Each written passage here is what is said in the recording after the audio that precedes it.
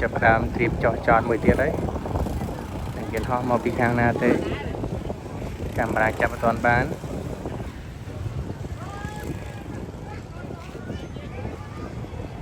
អូធំដូចជាកាតាអាមេរិកនេះអាមេរិកមែននេះធំអ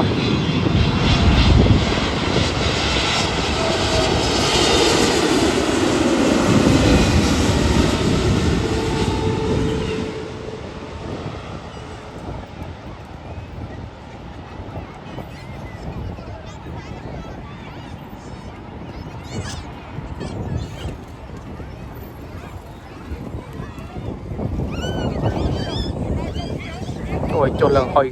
មកណា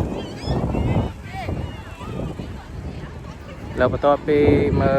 យន្តហោះចុះចតហើយយើងមើលសកម្មភាពបងប្អូនជាពលរដ្ឋម្ដងដូចហែកឋិនអញ្ចឹងនិយាយឲ្យម្ដងទៀតណា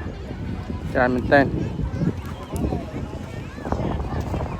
ឡើងពេញផ្លូវមក